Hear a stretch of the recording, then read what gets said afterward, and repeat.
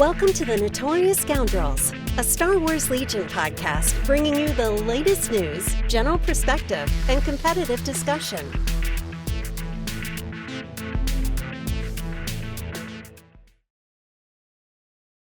Hello and welcome back to the Notorious Scoundrels podcast. I'm Kyle. I'm here with Mike and Jay.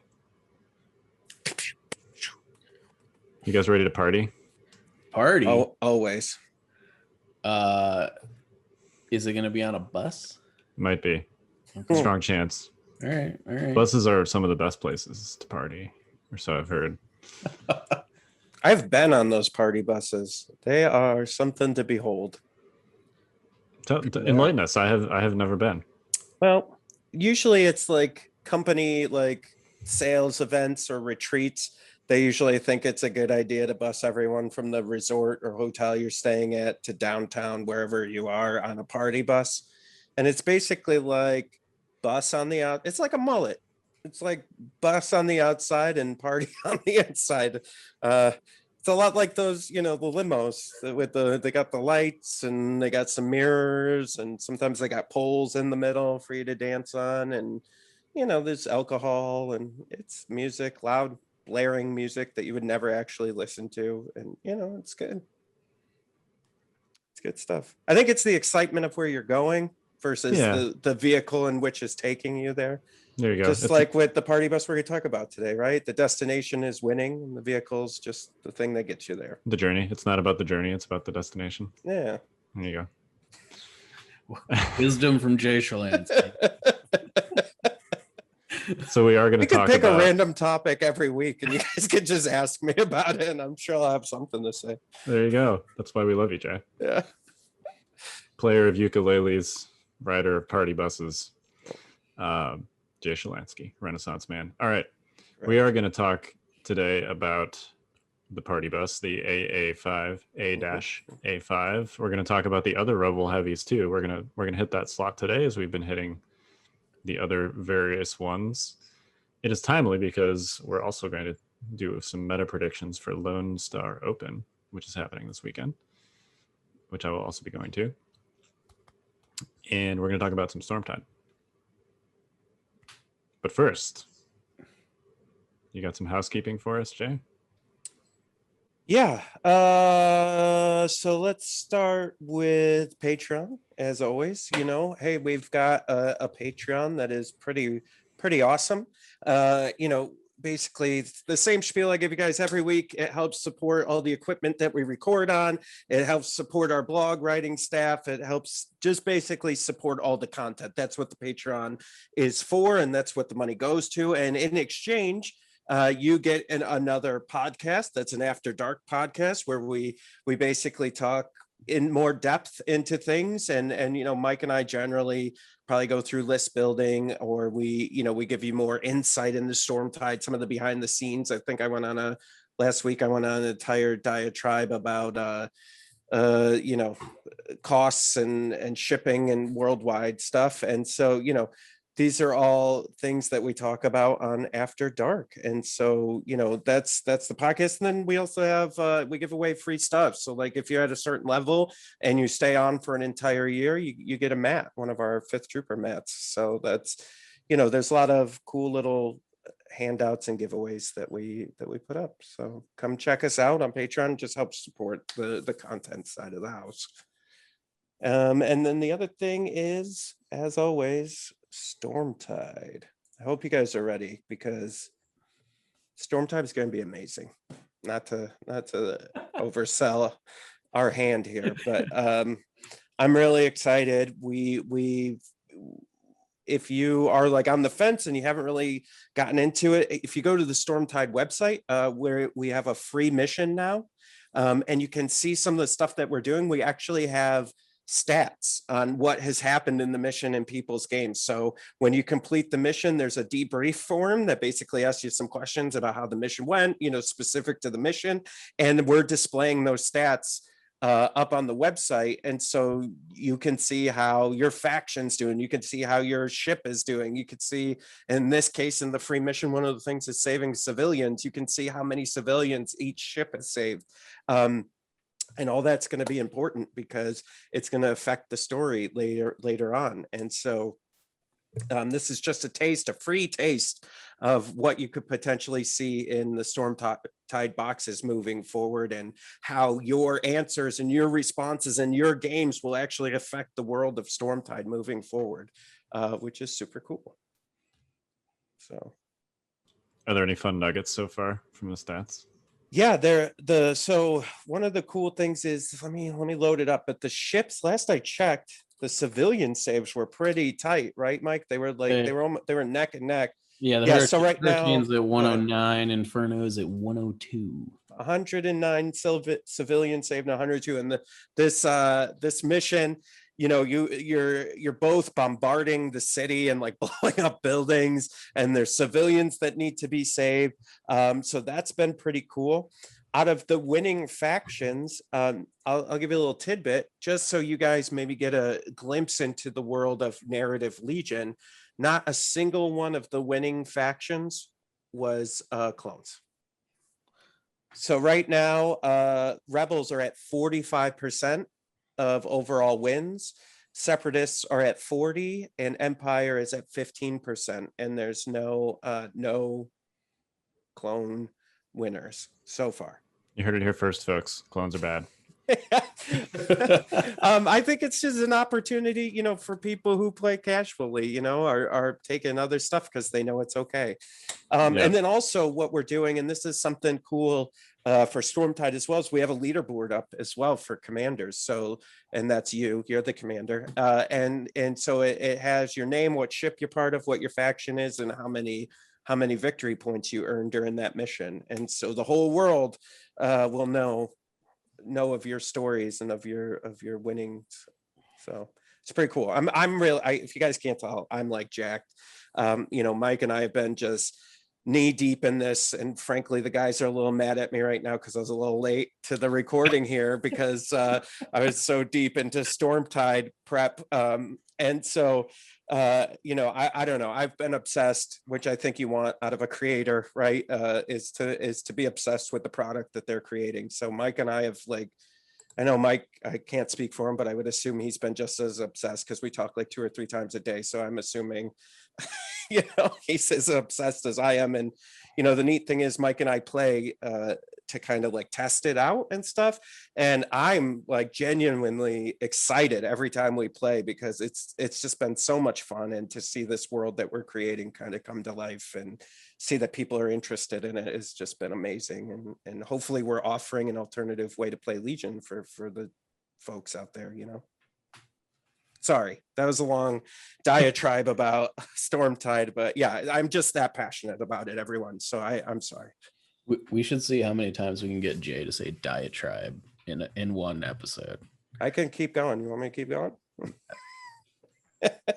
I'll give you 3 more diatribes in this podcast. That's my word of the day. It was on my toilet paper. Today's word of the day is diatribe. I get an email for word of the day. You actually have like toilet paper that has word of the day on it? Yeah. Each couple of sheets is one word. Just spells it across. D. Interesting. Yeah. Okay. How many new words of the day do you have every day? Yeah, right. It depends. It depends on what I ate the night before, I suppose. Boy. All right. Really, humor, the best kind of humor. Yep. Well, shall we hit our main topic? Please. Get ready for advanced tactics. All right, so we're going to do the heavies first, and then we'll do Lone Star Open predictions after that. All right. So, which heavy? There are 3 Rebel heavies to choose from. Which should we start with? Let's start with the one for the longest time that we dumped on and talk about how good it actually is now. Well, in fairness, it is not the same unit. Dude, right. Yeah, agree 100%.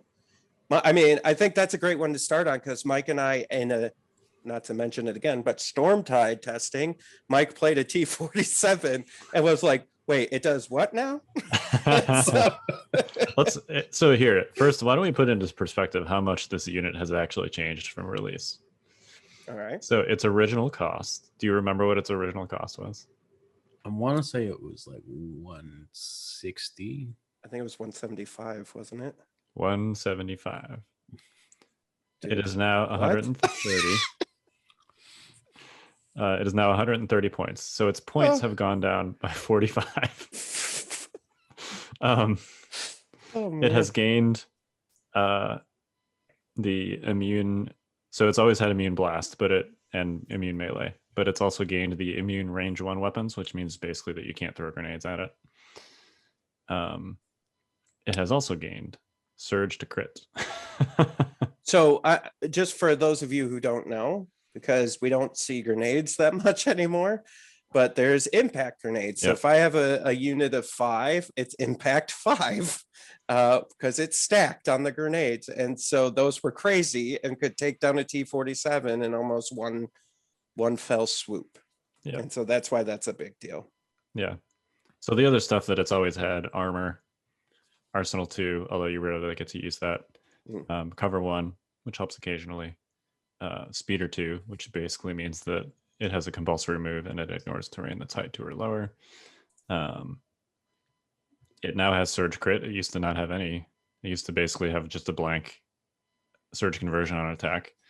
And it's always surged on defense. And then it's got 7 health, which is pretty low for a heavy, and a white save with 5 resilience. I think that's what they call that. I always forget. Yep. And then its main weapon is range 1 to 3, 3 red, 3 black, impact 3, fixed round. So the other thing that changed too was the compulsory move, right? So originally you had to take that first and then do whatever else you were doing. Now you could take it in any portion of the turn order, which is crazy. Much better. Well, not any portion. It's at the beginning or at the Or end. at the end. Yeah, I'm sorry, I didn't mean like So either at the beginning or the end, which is It's great. Yeah. It's a lot more flex. Yeah.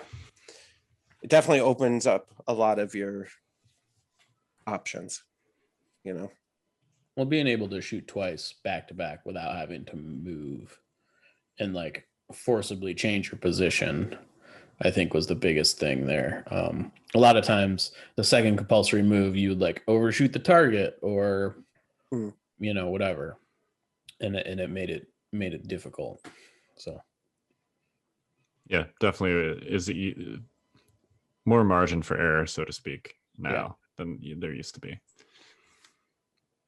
They've also added things like if you're doing your compulsory move and you would hit something, you can move back like half your base width. So a little more forgiving in that department too. Yeah. It's got 3 slots: a pilot, a hardpoint, and a comms. What do you guys take in those slots?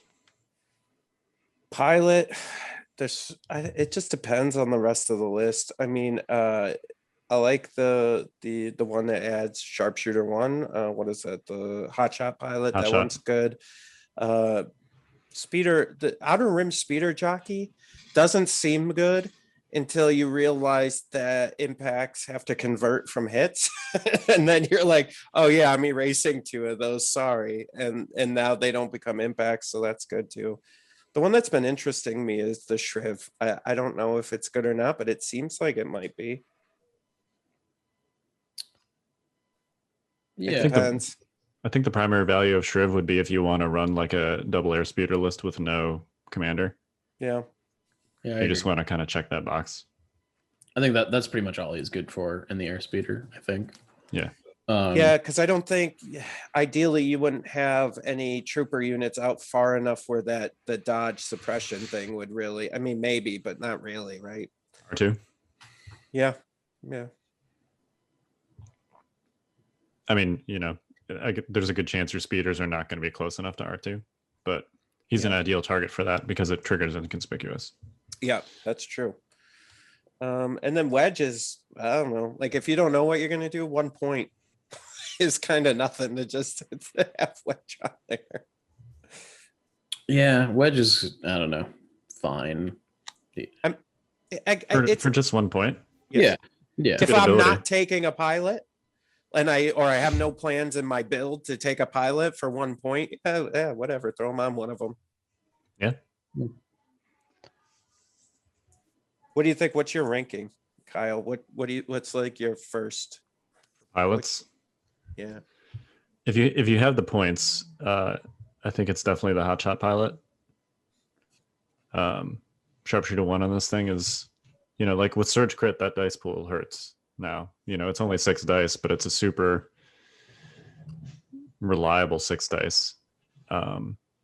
And they often have an aim token, whether you're giving them link targeting array or they're taking the aim action. So yeah, I'd say probably the hotshot pilot, followed by Wedge because he's so cheap, and then maybe the speeder jockey if you think you're going to be running into a lot of like impact weapons with small dice pools like DLTs. Yeah, I don't think the cover guy's that good. I think he's good in unique situations, and I will say, I don't know. The thing is, the pool that it's probably most likely to matter against is the arc fire sport pool with the rocket, I think, because it's like one of the smaller impact pools that I think you're likely to come up against. But it's got sharpshooter anyways, so the extra cover doesn't really give you that much. It makes a difference against B2 HA rockets at range 3. That's the other one that you're probably likely to run into. Because it's immune blast. Yes, it's immune blast. Yeah. Sorry, I had to think about that for a second. Yep. A lot of times, like there are very few scenarios in this game where blast does not equal sharpshooter 2. This is one of them. So. Yeah. I noticed that none of us mentioned that Rider guy. Is he just a like, who cares? He's bad. There's no like. He's an eligible pilot. I don't even know. Yeah, he is. Yeah, he is. He's a tap, and for those of you who don't know, because he seems that bad that probably most people wouldn't even know what he is. You tap it to perform while performing a move, increase or decrease your maximum speed by 1. I mean, maybe. I don't know. I mean, yeah, not great on this vehicle. Yeah, I think there are some situations where you could make a case on the X34. Yeah, I mean, I could also maybe I could potentially see it on the AA5 too, maybe. Wouldn't you just take the reckless driver if you want to go faster on the AA5? Yeah, I mean, yes, I just, Well, technically, you can't. So with the Airspeeder, you can't go faster. You can only go slower, right? Yeah. So it's just worthless. Well, I mean, unless I don't want to run into a building, or if I want to be like short.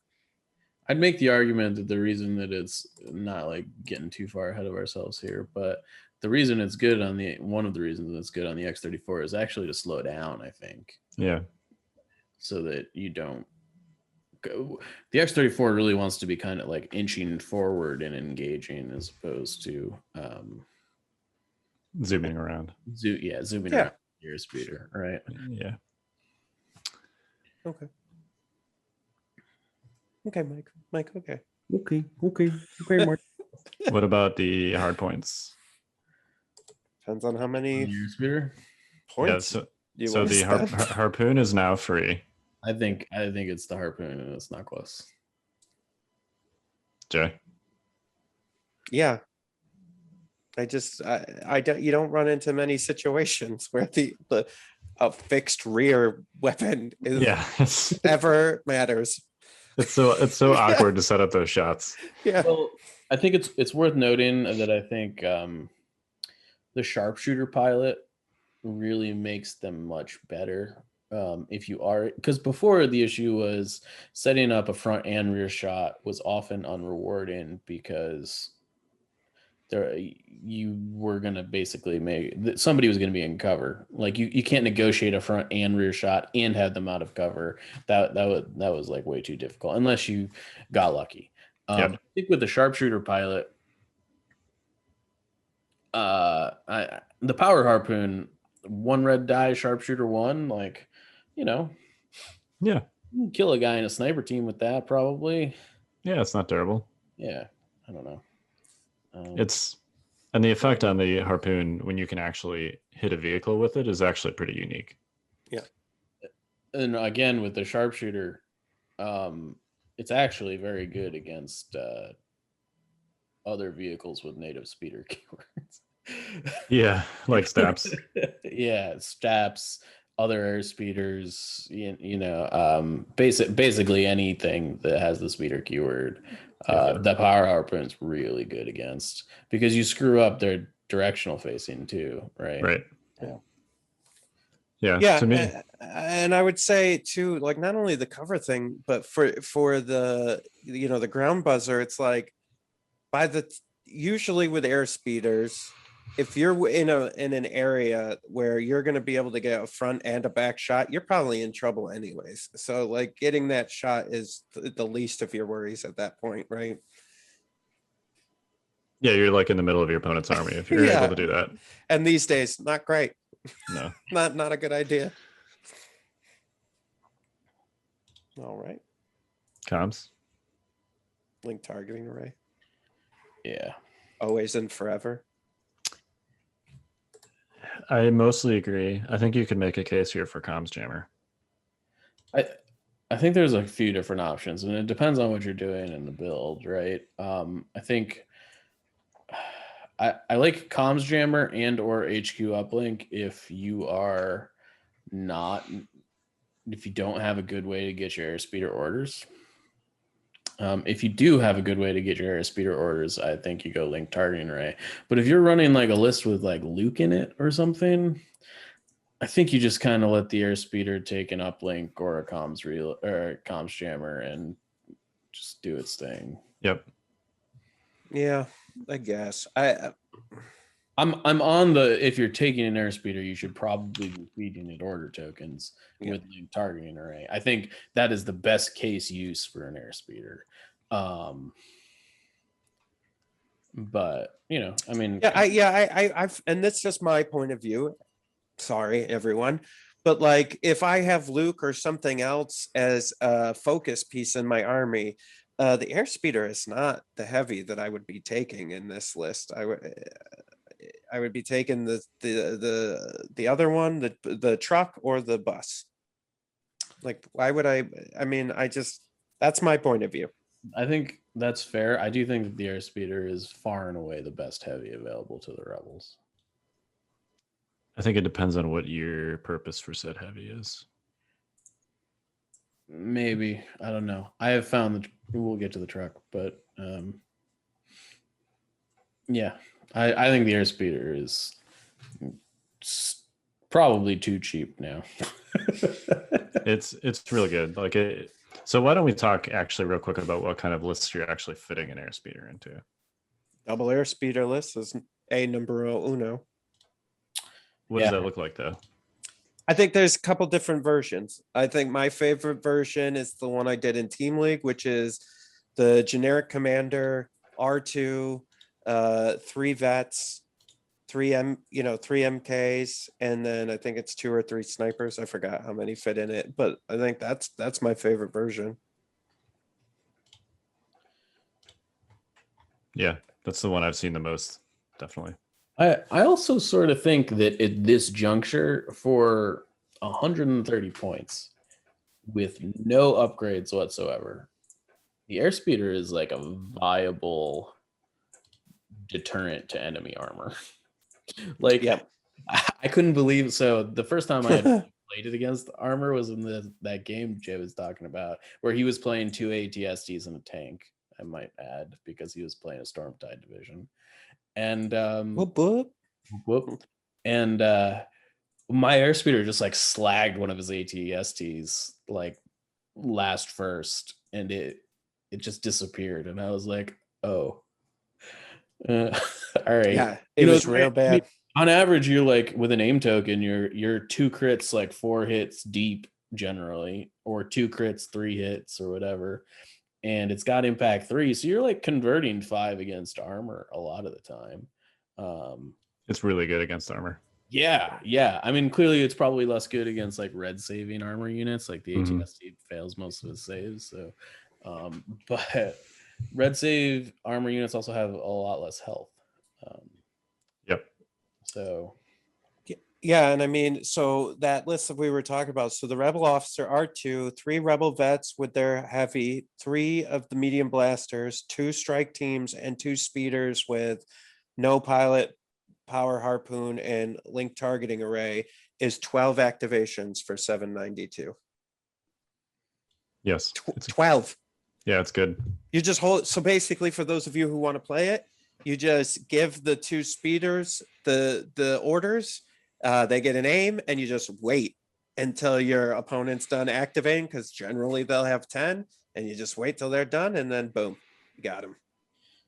yeah, I mean that's pretty much how you play any speeder army. That's how you play triple staps a lot of the time too. You know, I mean that's a very topical example of how to play triple staps, but it's much more complicated than that. But on the surface level, like if you're playing a speeder unit, of which the Airspeeder is one, that's definitely the tact you should be taking. Well, and it's I don't know if I said it on this podcast or Mike, if I said it to you, it's like it's basically what I was trying to do with the double heavy list in Empire. It just does it better and more activations. Yeah, I think it's a little bit more fragile. Like if you wrangle anything that has impact against an Airspeeder, they fold like paper.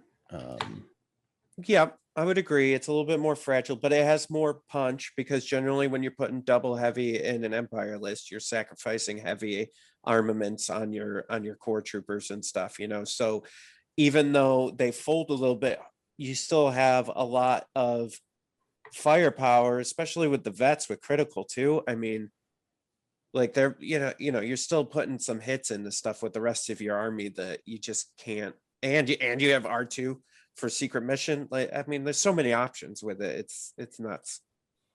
It's a really good list. You can also do something similar with ATRTs and still get to 12 activations.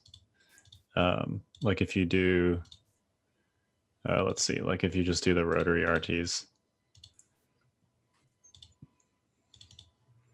you can do for a second why all these rebel units get surge crit. I don't know what's going on. It's the surge crit faction. It's the rebels. Like all their core units have critical, whatever. Yeah, so 2 air speeders, an officer, R2, 2 snipers, strikes, 3 RTs with rotary, and 3 naked rebel troopers is 12 activations for 791. So bad. Oh, I didn't even know about that one. That one's great. Yeah, that one's good. You can do like flame RTs if you really want to meme out the armor skew. I've played that list. It is hilarious. Like it's one of those lists that basically either works or it doesn't. But when it works, it really works. Like you're like cackling the whole game as you were rolling fistfuls of flamethrower dice. Every droid player's worst nightmare. Yeah, for real. Yeah, I mean, I suppose like you could go to, if you saved on some points, and like especially with droids and B2s, right? You could swap out those rotaries for laser cannons and just have a ton of impact in your army and just be like running through anything with armor at that point. Yeah. Ugh, Yeah, you would just sick. hard melt armor, basically. Yeah. Let's just delete it. Just pick it up. Yeah, I actually think a list like this or the one with the vets is a good counter meta pick to like the bus lists, or really almost any list with armor in it. We'll get to this when we get to the bus, but I'm not sure that's true. You don't think that's true? I think when the bus, if you blow the bus up, it's likely too late. It like, as far as like that list has already done what it wants to do with the bus, I think. I mean, yeah, that's how they're designed to work. Right. Right. So like, I think one of my experiences with the buses and the lat lists have just been they're like, if they go early with the transports, you don't really want to kill them because things just get much worse. Right. Whenever the thing inside gets out. Yeah. Which is an interesting Yeah, we've already talked about that the close transport rules when they get destroyed are kind of silly. Yeah, they're super silly, and I just, I mean, don't get me wrong, you can easily kill an AA5 with the list you're talking about. I'm just not sure you want to. Yeah, it depends on timing and stuff. Yeah. Like if you can melt one while it's in or close to its deployment zone, which is possible with airspeeders, you know. The other thing airspeeders are good at too is just hunting down sort of like those fragile backline units. And a lot of these high activation lists, especially other high activation rebel lists, tend to have a lot of those things in them, whether it's like naked rebel troopers or MK2s or sniper strikes. Airspeeders are great at killing all of those things. So yeah, that was Evan used to do that. So before the point drop, when tauntauns were big, Evan was running a list with an airspeeder, and he would go back, and every time he killed an opponent's snipers, he would draw a little line on his airspeeder for every unit he kills. That's funny. Funny, yeah. Yeah. All right. Anything more to say about the T-47? It went from the joke of Legion to probably one of the best units in Legion right now. It's definitely one of the best heavies.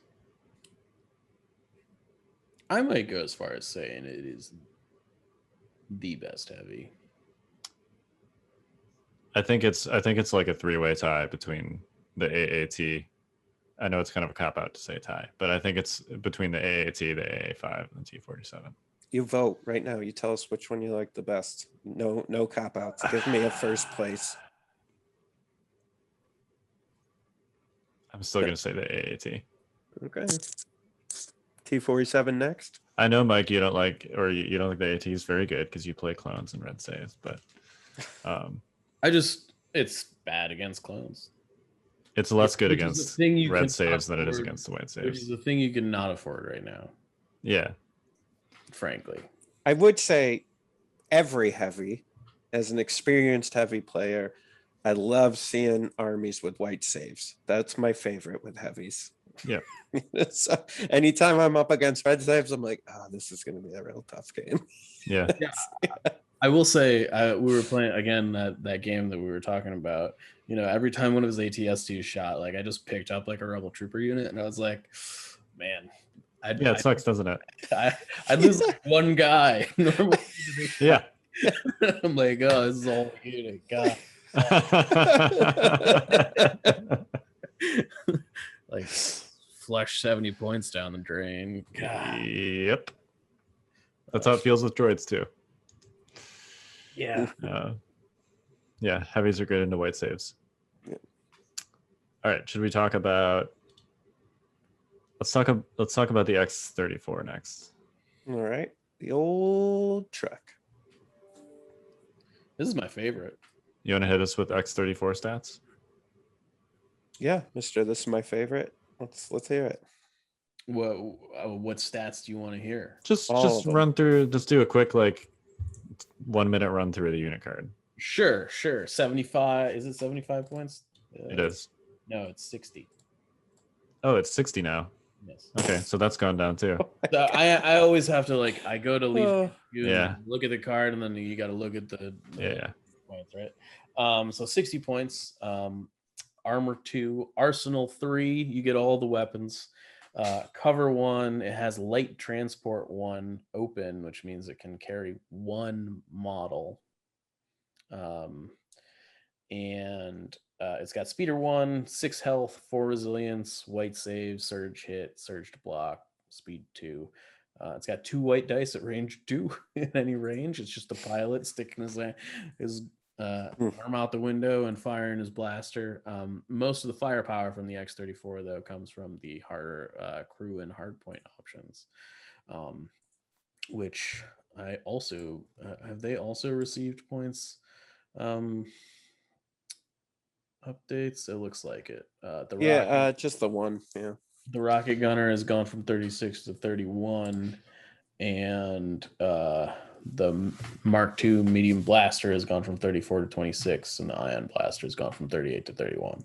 So again, significantly cheaper than it used to be when it came out. I think my preferred version of this is the RPS-6 rocket. I'm all about the RPS-6 at the moment. So, but our RPS-6 rocket gunner and the M45 ion blaster, range 4 kind of, I don't know, just gun platform in the back of a truck kind of style. That's a gross anti-armor dice pool with those two weapons combined. Yeah, I really like, one of the things that Rebels I think have going for them is the double tap ion attack. Bistan can do it too, and I think the Landspeeder is also very good at it. You can lock a heavy or lock a droid unit out of doing anything for a turn, which is really nice. To my shame, you guys, I just realized that those droids could go in this. Like, I never even the AA5 droids. I didn't even think about it until I just loaded it up on Legion HQ and saw them, and I'm like, oh my god, you put the droids on this thing. I had no idea. They're super very interesting. I think the unstable astromech is really interesting because you can like take your compulsory, shoot, recover, and like double ion something immediately. So that other thing, wouldn't that make what we talked about Sabine, right? And why she's not used as much. But remember that there was that explosions turn where you put her in this thing. So if you had this unstable, right, that gives you an extra move. So you just basically fly across the whole board and then pop her out for explosions. That is the thing you can do. Right? Like, you could get much further, I guess. Just a thought. Yeah, I mean, there's definitely some play there. I also think the Gonk droid, this thing tends to melt under fire. The critical shot that David always was upset about, the Gonk droid would have prevented. Yeah. You're muted, Kyle. Dang it. Sorry. Oh, Kyle. If you want a crazy like X34 list, where you're just sort of loading up on the ion anti-armor ridiculousness, you can do R2, 2 strike teams, 4 naked rebel troopers, 2 of the X34s with the hotshot pilot, the rocket gunner, the ion, and the Gonk droid, plus a Bistan unit with all the things, and Han Solo, just to have somebody to ride in your airspeeder for 783, and that's 11 activations. You know, droid players everywhere will hate you. Can you? I mean, I'm a droid player, and I'm looking at this, and it's making me like throw up in my mouth a little bit. Right? Yeah. I mean, I also think the hotshot pilot is much, much better here than anywhere else. Yeah. Just because the airspeeder can get things out of cover just because of how nimble it is on the battlefield. The AA5 doesn't really want the hotshot pilot, I think. And No.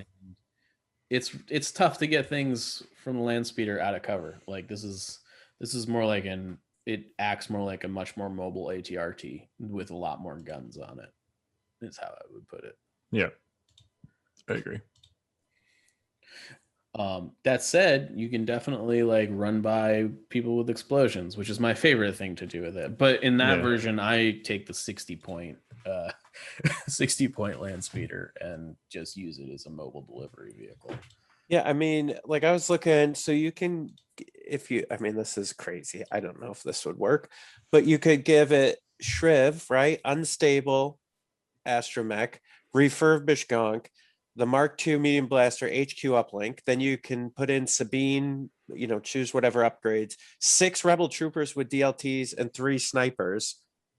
And that's 11 activations for 787. So you put Shriv in there to give her the dodge token, and she can gain a suppression if she wants to get cover or whatever. I don't know if you want to give her that, but you give her a dodge, she pops up and explodes everybody. Yeah, seems pretty all right. I do think, I've heard a lot of people talking about like use the AA5 as like a Luke delivery vehicle. Like I think with the unstable astromech, this is a much better and much cheaper delivery system for Luke Skywalker. If your whole goal is to get him as quickly as possible to the enemy line, then Yeah. Well, and wasn't that kind of go off the topic? I don't know. A few weeks ago, we had with the Lat Vader delivery, right? Like a turn one Luke, OP Luke in your back 9 is not the greatest thing. That would really be awful. Yeah, I mean, I think it depends on what your goal is. That's like as quickly as possible, just get Luke in there, right? Yeah. I think, and we'll get to the AA5 in a minute, but I think the AA5 offers more like actual support abilities, once it's there. But yeah, just depends on what your goal is. The support abilities just don't matter if it's dead. Right? Oh, clearly. Yeah. Yeah. Which I've got to imagine is, I mean, in my experience, that has been, if somebody drives a Lat or an AA5 up to my army, like it's dead by the next turn, generally. Yeah, not everybody plays clones, Mike. I know. I just Mike. Okay. All right. Okay. One more thing before we leave this topic. We mentioned the Ion meme list. If you want to get ridiculous, you can put unstable astromechs on there instead of the gonk droids and do back-to-back Ion attacks and throw out 5 Ion tokens in one turn. Oh God. I hate everything about that. Why? Ion is so bad for heavies. I locked Jay out of using his tank for a turn the other day. Really hated it. Achievement unlocked. I'm not sure I've ever done that before. It's one of those things that, like, when it works, it feels so bad. Oh yeah. And for people who don't know, basically Ion takes away an action. Yes. So if you have 2 Ions on something, you have no actions. It's not down to like a minimum of 1, like everything else is. It's just no, you have no actions. It's Get bent. Equivalent of panicking a vehicle. Yeah. Right. And then, with the value, no chance to roll them off. Yeah, and the value of more than 2, you're asking yourself as well, if they have droids and they pull off an Ion, well, they've got to have 3 or 4 droids with this to try to pull those off. Heal bots. I mean, so right, dude, Ion says I. Yeah, it's one of those mechanics that's like usually too expensive, but when it works, it really freaking works. Yeah.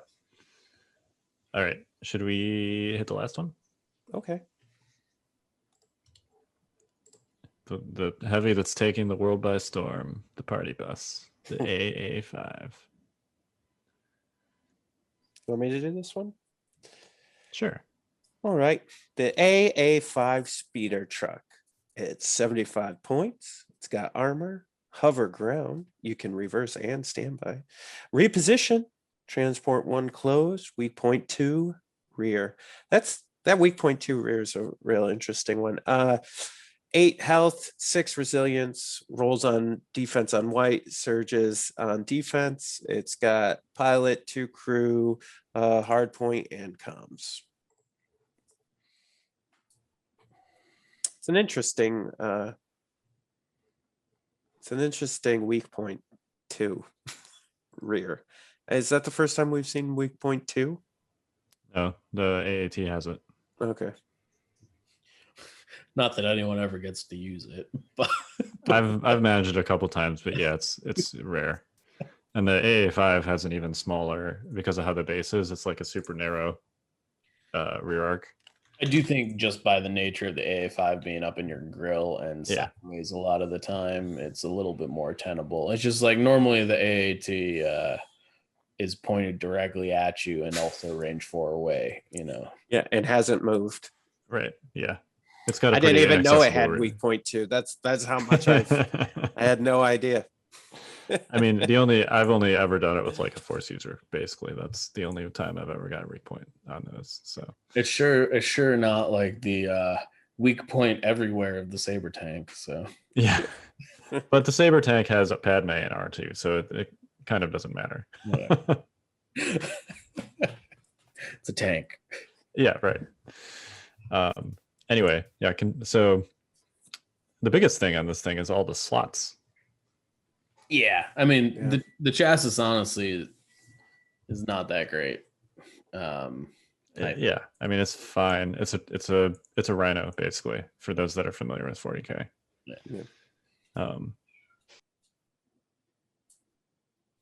Let's talk about these upgrades because this is the real sauce. The pilots are the same ones we've basically gone over, with the addition of the reckless driver. Yeah.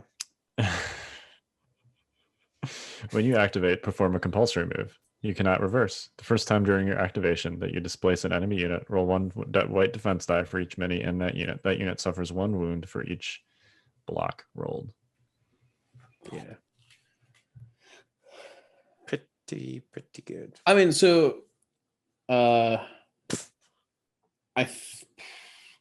wish this card just said the first time during your activation that you displace an enemy unit, roll blah blah blah blah blah.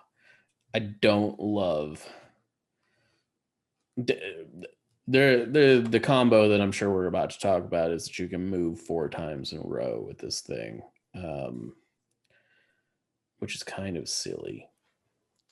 If you use the gonk, also. Yeah, if you use the Reckless Driver Yeah. in this, or Reckless Driver and the Gonk Droid, like you get to take 4, speed 2. Meaning the unstable. Uh, Gonk is the shield. Yeah. one. Sorry. Yeah. um, Unstable astromech. You're right. it's just, yeah. I mean, super good at bombing run. I think even 4 moves is probably overkill with as big as this thing's base is. Like 3 moves gets you really far. Well, what's maybe more important is that like 4 moves is enough to make sure that your opponent like can't avoid the bombs or getting run over. Yeah, I actually think that the running over clause is not that big of a deal to me. So I sort of disagree for 2 reasons. One just is a play experience thing, and it's that we saw this with Tauntauns, right? But displacement takes a long time. Well, and I agree. However, this card isn't allowing you to displace. You already can displace. No, I know. That I just wanted to stress that because it's not changing anything in terms of displacement. No, I know.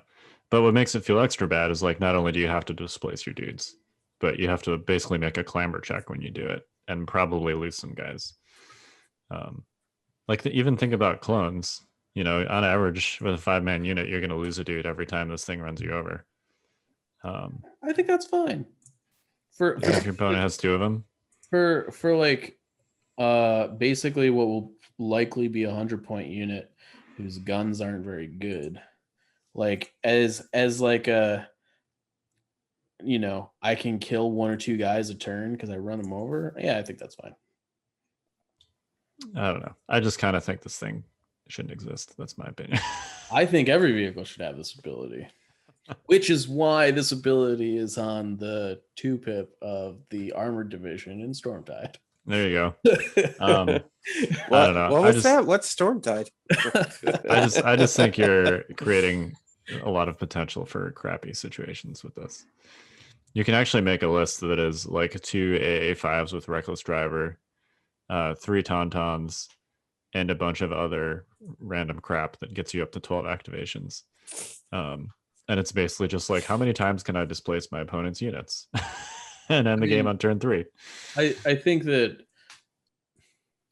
highlights a problem with displacement, not a problem with this card. I think those 2 things are separate.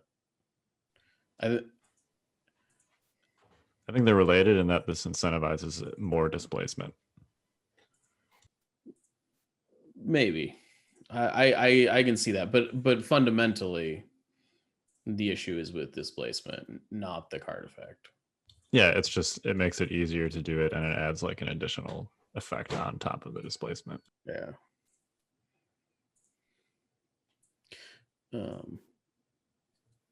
Yeah, I don't know. It's definitely not fun to get your units run over 4 times in a row in one turn. That's for sure. And then another 4 times when the second bus does it. Yeah, I mean, but again, I think that's a displacement issue, not a reckless driver issue. So here's a crazy list. So you do a rebel officer. You have 2 of the speeder trucks with reckless driver, the unstable, put on a heavy laser, onboard comms channel. Okay. 2 fleet troopers with scatter guns. They're going to go on the buses. 3 rebel troopers with the DLT and 2 tauntauns with HQ uplink. So you basically just ram the A5s into the enemy lines, unload the fleets, let them do their thing, and then back them up with the tauntauns.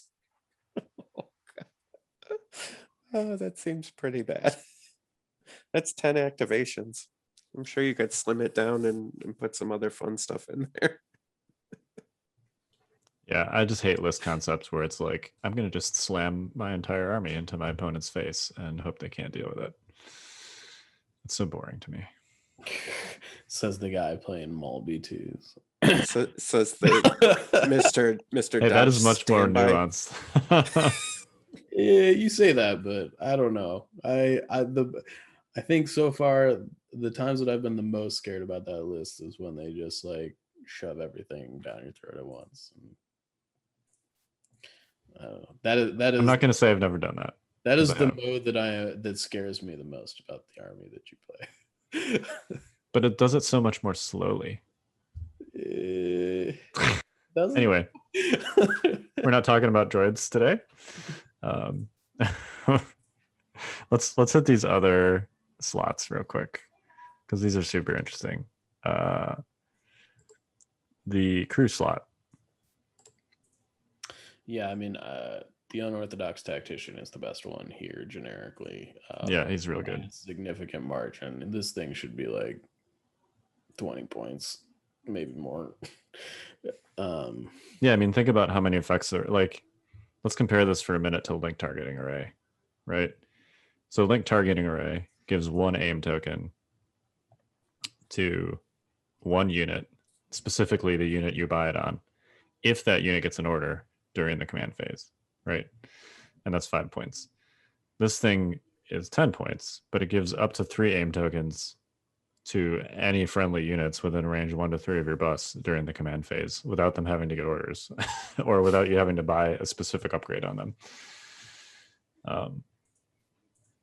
So yeah, it's just like aim token, just like make it rain aim tokens with the best timing possible, right at the start of the turn. Like you don't even, the bus doesn't even need to do anything; it just happens. It's it feels like you get to play like a secondary command card every turn a little bit. Right. That just hands out 3 aim tokens for 10 points, which I mean, it's not really 10 points. It's 85, right? Yeah. Because I do think the unorthodox tactician build is more conservative, you know?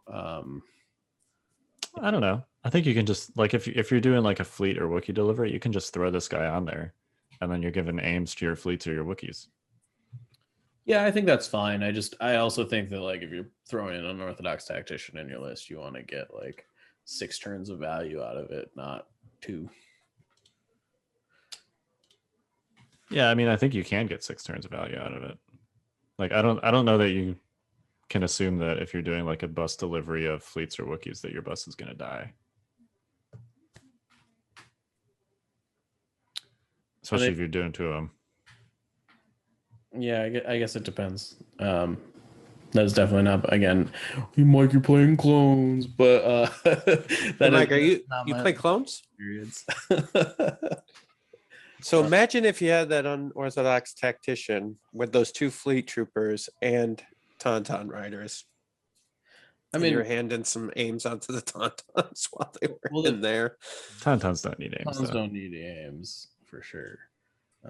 They're hitting all the time anyways because they have other. But if they did, I think they'd be mostly wasted. But yeah, I mean, I don't know. I like the backline unorthodox build way more than the dive in and try and kill you with Wookiees build. Yeah, I mean, I think he works both ways.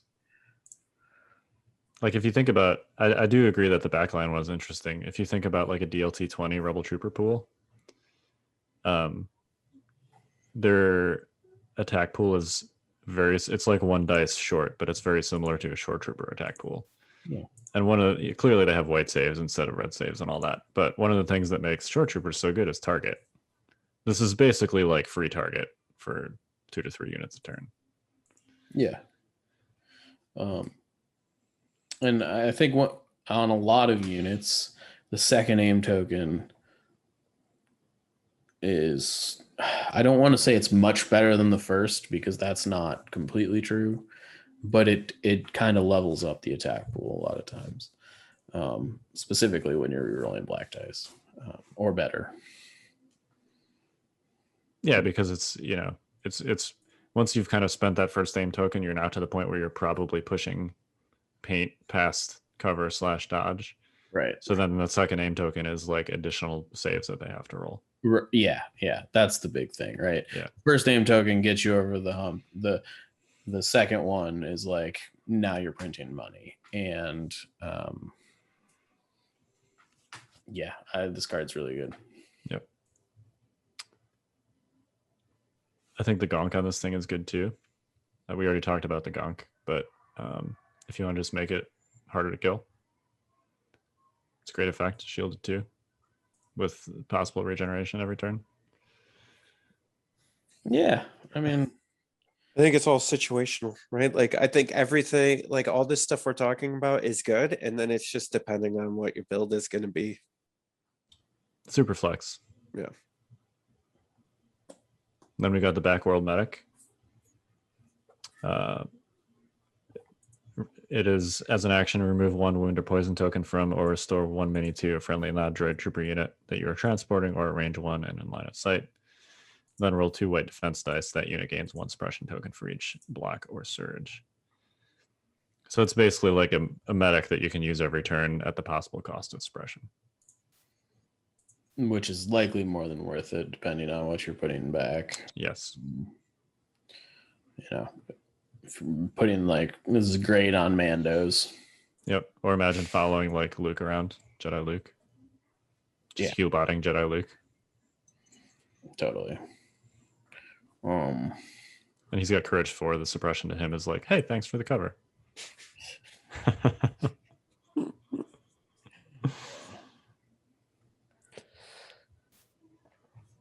It's good. Yep. I think it's just, you guys were saying like Rebels is the surge to crit or the critical faction, but they're finally, out of all the factions, and we've talked about this a few times, there's so many good lists that you can put together with Rebel. It's just like, it's so amazing to see, and like, I know I'm not even jealous of it. I'm just amazed at it because there's so many configurations that just seem so good. And so it's nice. It's nice to see. It is. Should we talk about the hard points real quick? Yeah, of course. I think these are both defensible choices. You've got the big gun, the AG2G quad laser, which is range 1 to 3, 6 black, impact 2. It's not terrible. Like, it's 36 points, which is kind of a lot. Yeah. Yeah, I expect this to get a similar treatment to all the Landspeeders guns, to be honest.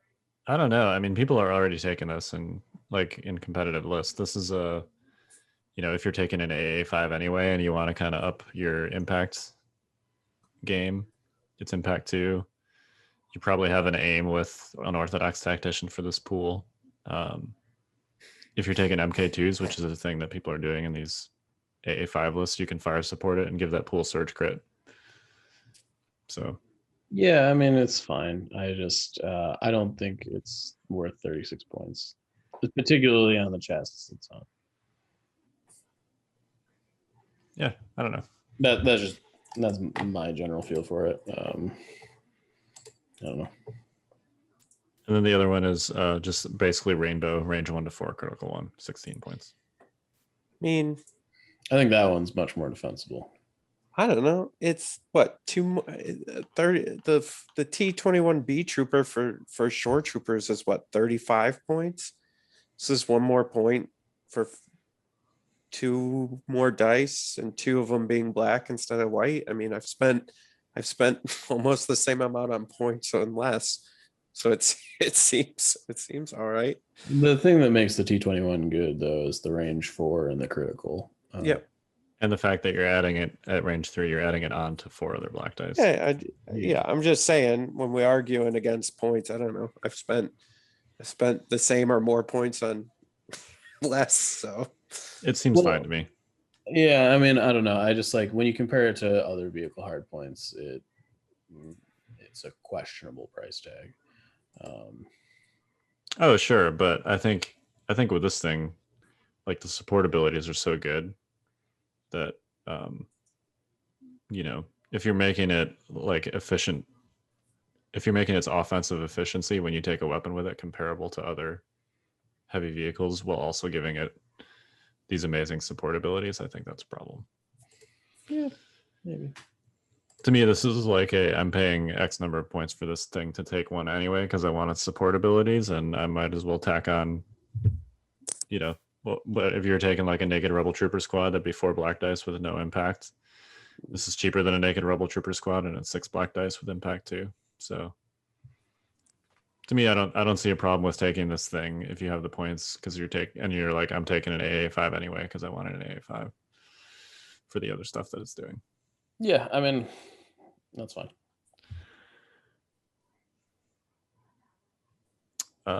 Yeah. So I think we have yet to see sort of the impact of the AA5 in tournaments. ACO only had like 3 of them. Yeah, there were more lats at ACO. I'm going to be honest. I sort of expect Lone Star to be a similar situation. yeah, agreed. I don't. I think the people that are going or the people that are just in Texas, they tend to play more heavies in general, based on what I've heard. And a lot of them are making noise about running double AA5s. So, I mean, that'll be good, I guess. It'll be interesting to see how well it does.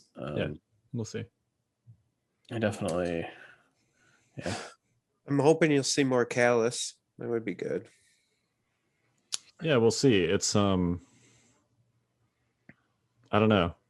I haven't heard like a lot of noise from Empire players that are going to LSI. I don't expect to see a ton of Callus. I think unfortunately with the price tag that Callus brings, it's hard to build an army around him that does much else other than like try and be a gun line. Before we launch into LSO meta predictions, should we just sort of no, it's good. Should we round out basically like how you actually use this thing?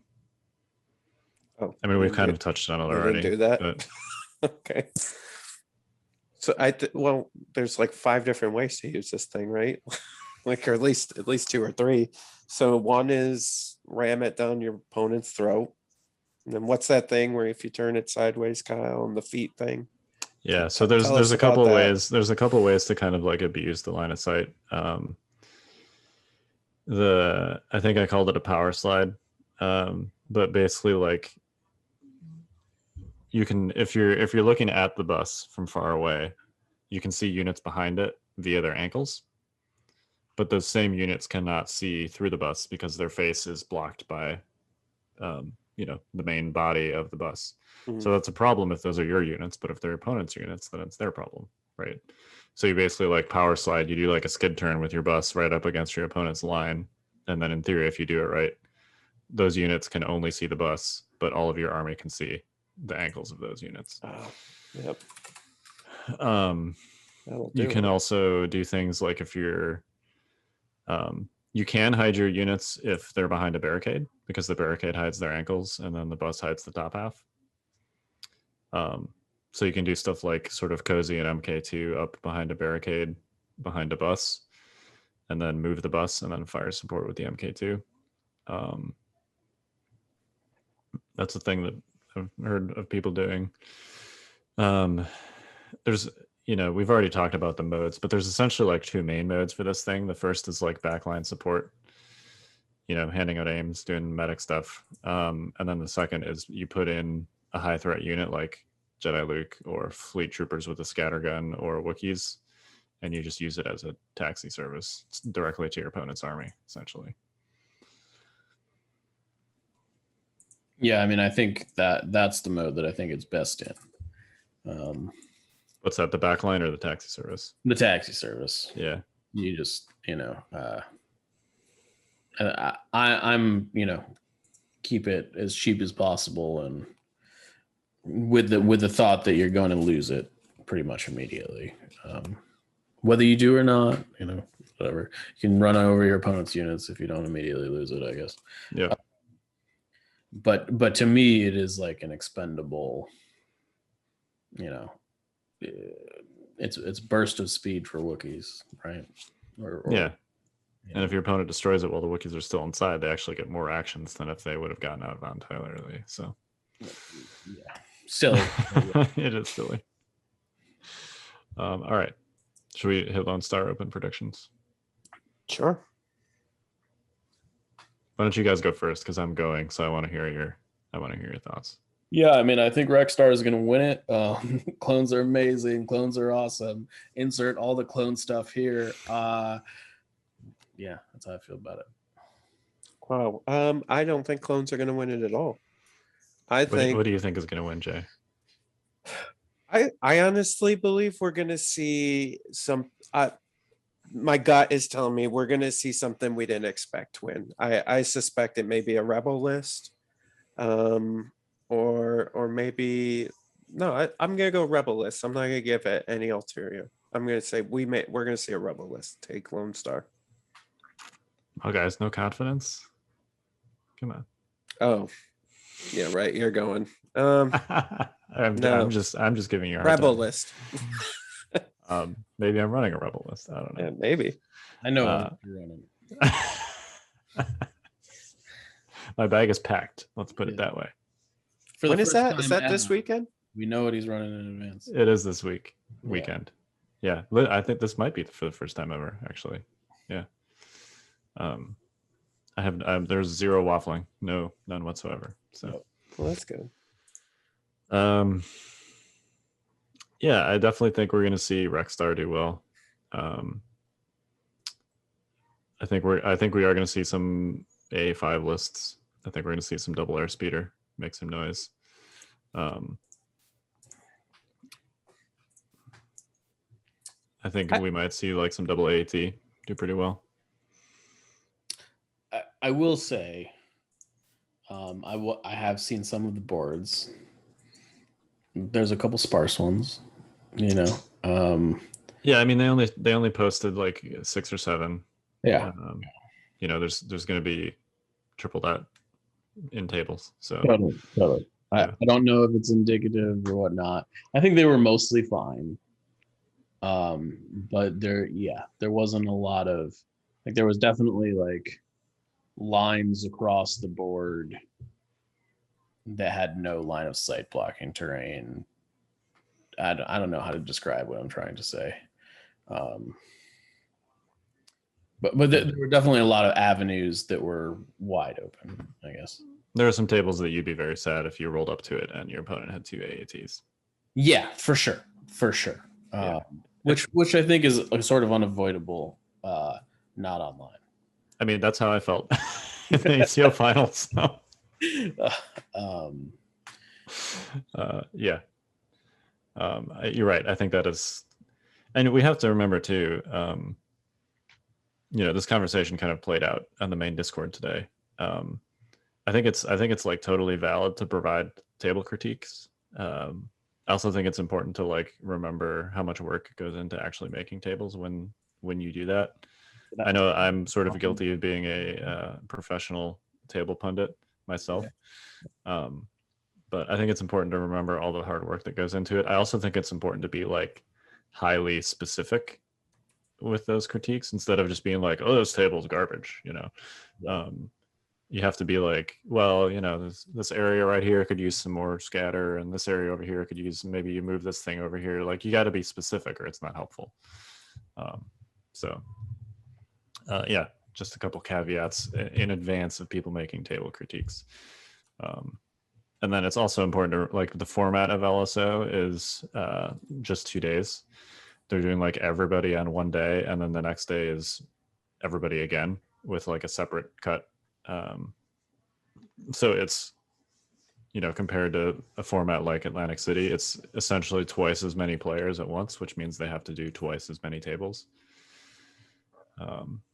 I will say, this is not super LSO related, but I'm a little bit worried about Vegas. I'm worried is not the right word, because I'm sure they'll get everything together, but I think we're going to have the largest amount of players on one day that we've ever seen in a Legion tournament.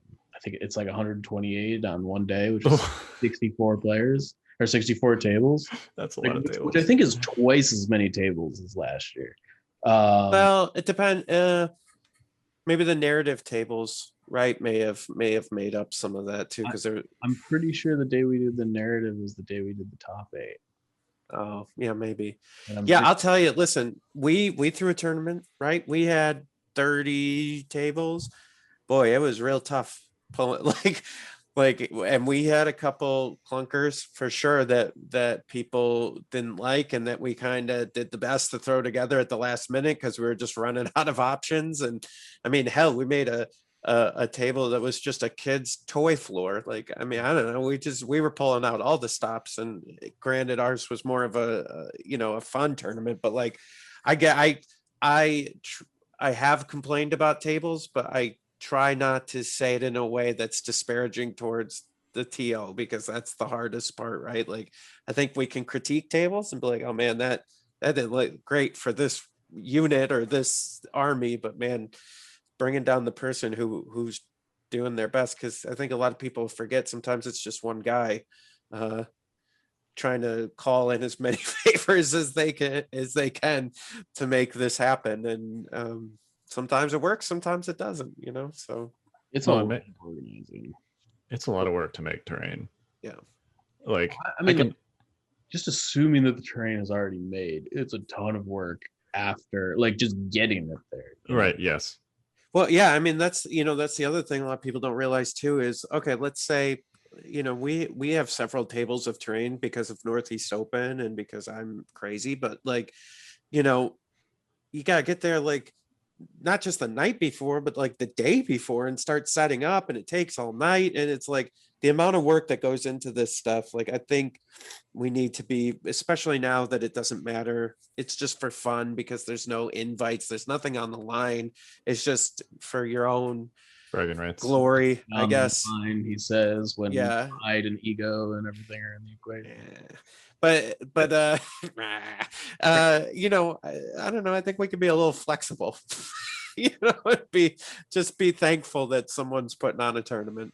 I think right now it's probably the mindset we should have. Yep. TLDR. Thank you, TOs. You guys are the best. For sure. If we critique your tables, it's out of love. Yeah. We heart you. Yeah. Am I doing this right? I will say, looking through these pictures, I think my favorite table on here is the Hoth table. Oh yeah, that giant turbo laser thing looks awesome. It is, but I actually really like the ice formations that are I don't know. I haven't seen a table that looks like this before. So yeah, it's cool. All right. Well, good luck to everybody going. Next time we talk, we'll be talking about how Rexstar took the world by storm again. That's what I'm bringing. Maybe. Oh my God. What? I'm just kidding. What? I do owe him for Oh painting. my god. He does. I painted Mike's entire army. What has happened? What is happening with this world? I'm gonna be honest with you folks at home. Like, you can take comfort in the fact that you would literally never hear me say that. I will never, ever. I don't care. I don't care how good they are. I will never play clones. Never, ever. I don't even own them. That's not true.